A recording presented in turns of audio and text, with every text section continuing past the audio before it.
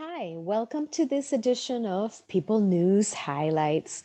This is Leadership Development Facilitator Carmen Bonilla, and today I want to share with you these three articles along with my commentary on them. We're going to be talking about employee expectations are shifting. Can you meet them by the predictive index? And also, it's time to take a fresh look at your company's values, published by the Harvard Business Review. And finally, the third article we're going to touch on is The Future is Uncertain. Here's how to ensure your team can adapt. So, let's take a look at these articles, starting with the first one. Employee expectations are shifting. Just a moment.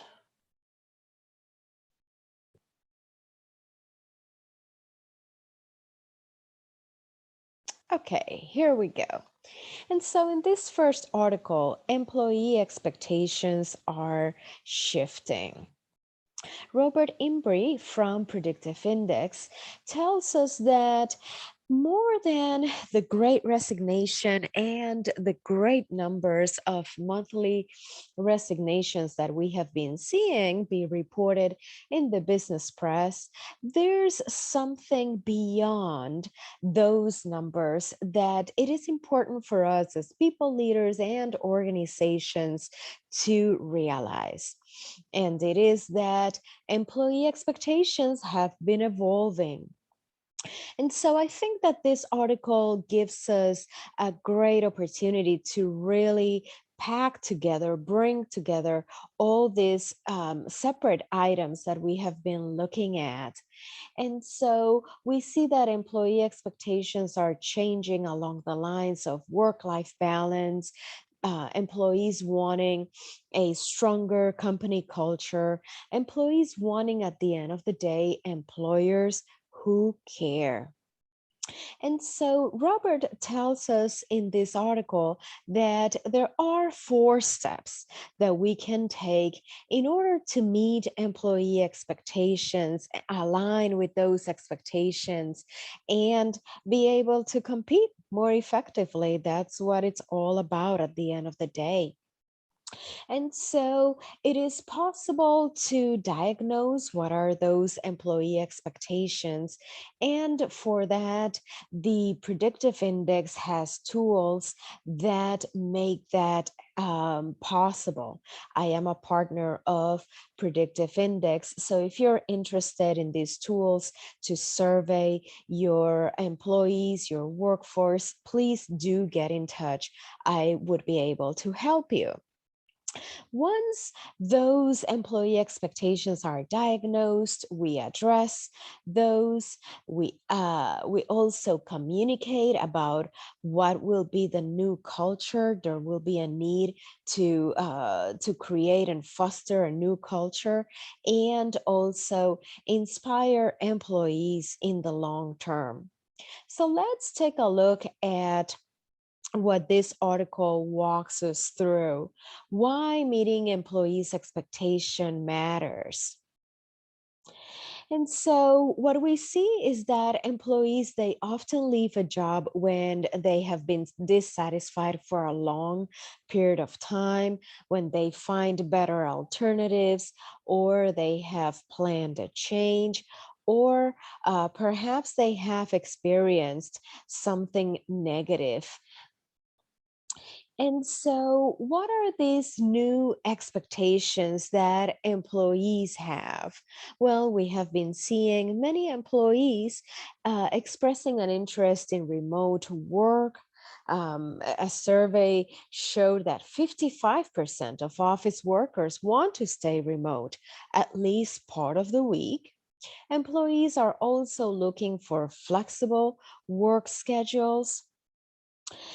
80% of respondents in a recent survey would choose a job with a flexible schedule over a job without a flexible schedule. Um, Employees are also looking for work-life balance. And here it is important to remember that we need to actively encourage employees to attain that work-life balance, to log off when it is time to log off and they're working from home, and to also for us to model what are those healthy work-life balance behaviors. Employees are also expecting mentoring and career development, quite important to create opportunities to grow. And this can be a great topic to learn more about, right? How can we create those opportunities? How do we come up with those? And many times when I teach classes about delegation, delegation can be a great tool for you to create opportunities for employee growth. Employees also want a challenging work environment and they also want it to be safe. So while challenge is welcome, also having an eye on well-being and wellness is definitely one of those changes. It is here to stay for us to really be paying attention to that.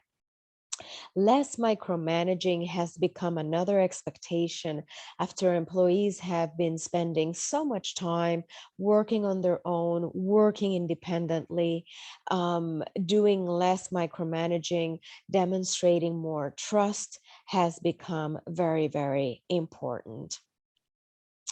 And so, how do we meet those expectations? Let's start by doing a diagnosis of your organization. Be clear about what are these new expectations specifically within your walls or now your virtual walls. Um, and so this can, the predictive index tools can totally help with that. Let me know if you would like to learn more. Happy to help. And then once you have that data, you need to address what are those employee expectations. It may totally require a change in company values, a change in company culture.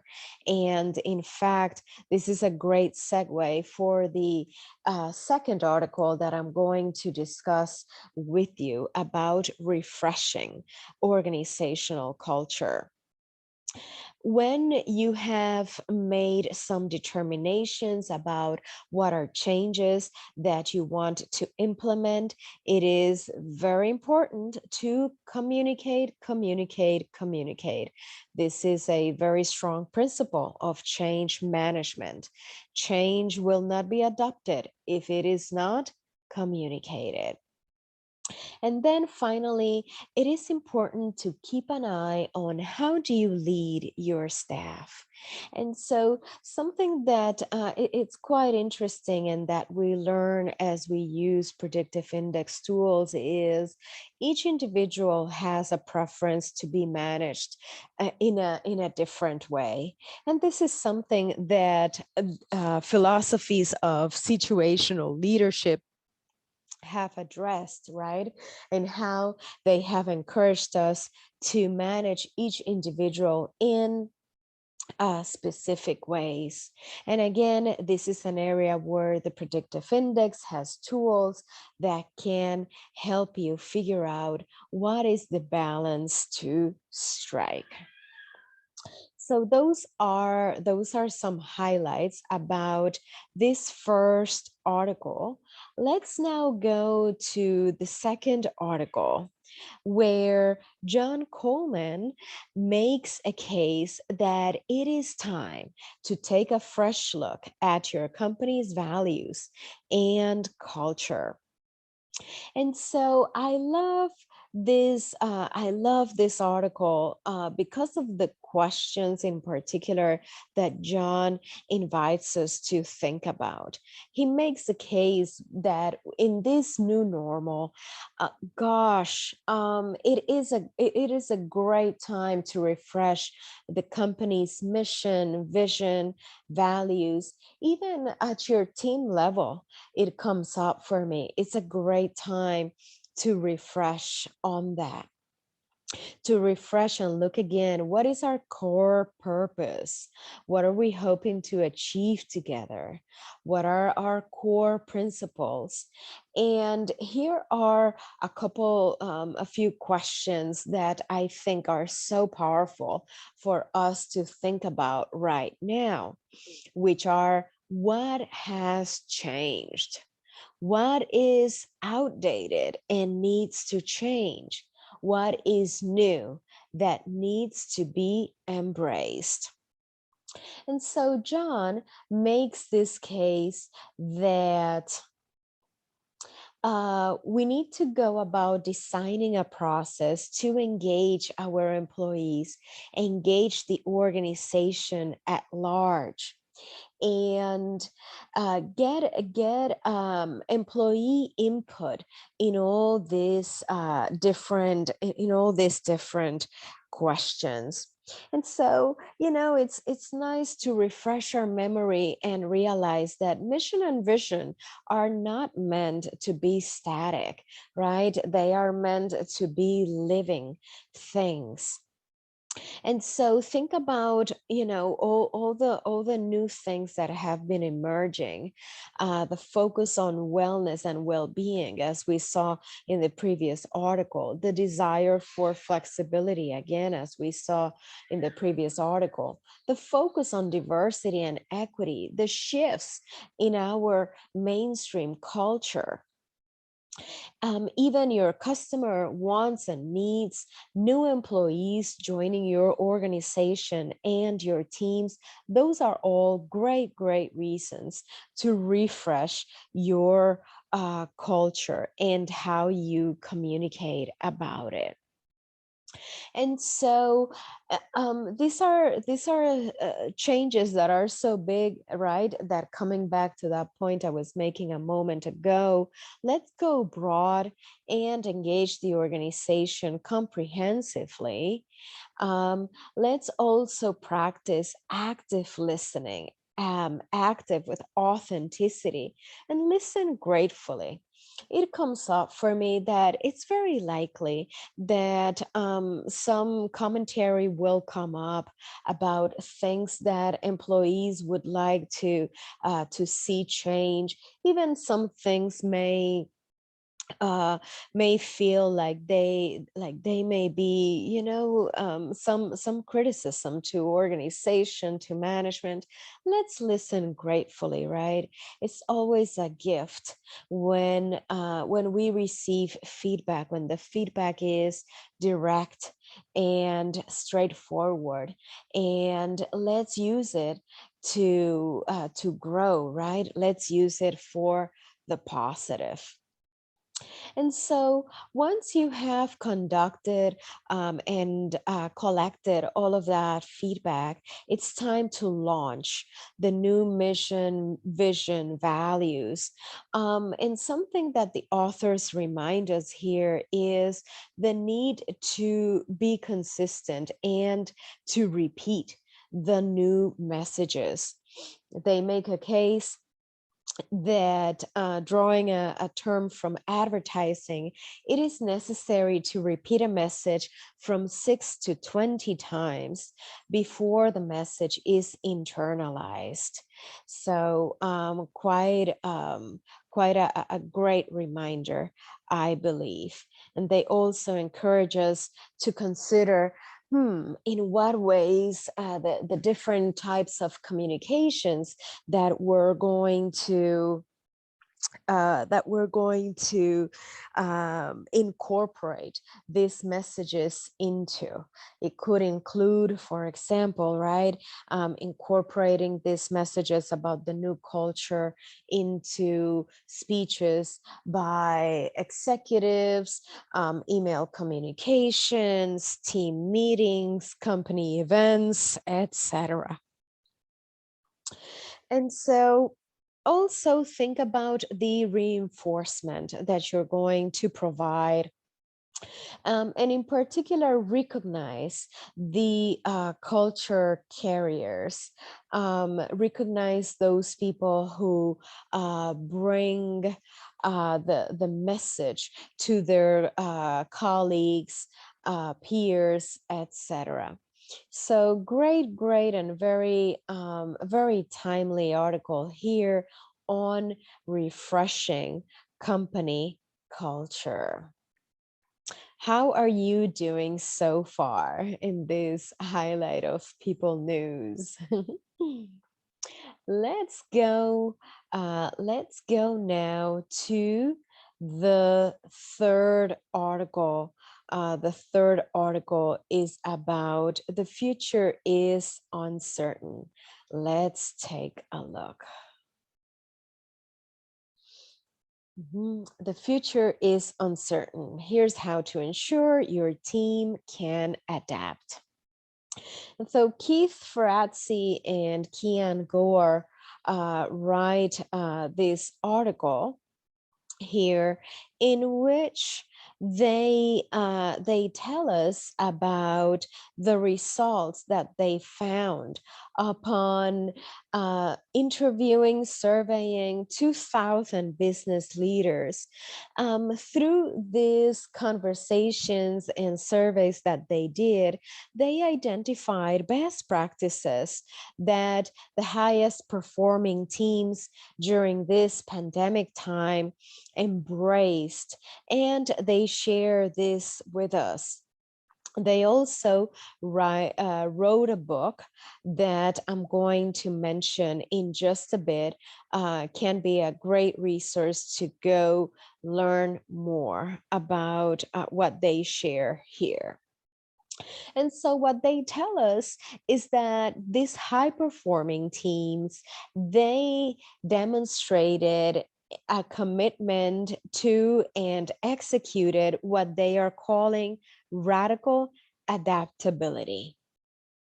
And by radical adaptability, they defined it as these teams went beyond coping with the crisis, with the pandemic crisis, and they used the opportunity to reappraise and to reinvent their work processes so that they could continue to adapt to unpredictable change. So this sounds to me like it is in very similar concept to what we describe in management as healthy conflict. And in healthy conflict, we discuss with one another, we engage with one another on what are the best ways of getting our work done. So great insights here. The authors tell us that these teams, they transformed their ways of working, and they did that in 4 ways. You may want to jot this down. They did it through collaboration, through agility, through resilience, and foresight. So let's take a look at what these 4 steps are about, these 4 components of their processes. And so something very interesting when they talk about collaboration. In collaboration, they tell us that these high performing teams, they went ahead and they did what the authors call teaming out, meaning that they embraced other stakeholders that were necessary to their success. and embrace them as part of a team. So, for example, they say here, bringing in suppliers into a team was one of those practices that was tried and experimented with. And so, for example, they tell the story of Dow Chemical. They started using digital virtual tools to collaborate with small customers.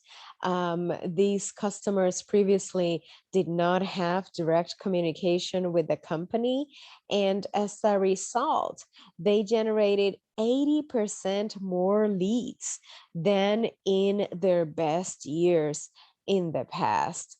Very strong results for sure. And then the second item that they embraced was agile management. And the authors tell us a story of several companies that used agile to develop products faster, to change manufacturing lines, and really be able to contribute to the needs during the pandemic. And so they call it crisis agile, definitely a strong sense of urgency in order to meet these very aggressive goals of being able to contribute during the time of the pandemic. And so now the challenge becomes how to learn from that experience and build sustainable, agile practices into everyday work. Um, this strikes me as something quite important to do, because see, during the crisis, right, the sense of urgency that they were operating under, it was great. It was stressful. It was meant to really support the needs of the time, and at the same time, it's a type of sense of urgency that is probably not and most likely not sustainable, right? We could be risking employee burnout if we wanted to continue operating at those rates. And so sustainability is quite an important component of this. And then number three, they promoted team resilience. And something interesting that the authors mention here is that leaders promoted the idea that everyone is responsible and accountable for each other's health and well-being. It sounds to me like a body system of checking in on one another, making sure that we're all good, and a great way to keep everybody on the same page of thinking and being mindful of wellness and well-being. And so quite important. If this component wasn't here, then it would be very unlikely that those teams would have been considered high performing teams, right? If they are not taking care of themselves, it is hard to sustain high performance for a long period of time. Mhm. And finally, um, the authors tell us about developing active foresight, and they mention something, quite interesting. How we had some warnings that a pandemic was bound to happen. The authors mention a section that the Harvard Business Review published back in 2006, preparing for a pandemic, right? And if you think about it, we had observed several pandemics happen, mostly in Asian countries. And they had not, the difference was that they had not affected the whole planet as much as this one did. um and also a prediction by Bill Gates that microbes would be more likely to kill millions of people in coming decades. And so with that being said, I think this point here, it strikes me as a lesson learned, right? Of we need to be doing more, right? And these high performing teams, they did more in terms of developing their active foresight. Um, and so finally, this is the book by the authors of the article, Competing in the New World of Work. I think it could be a great resource to check out.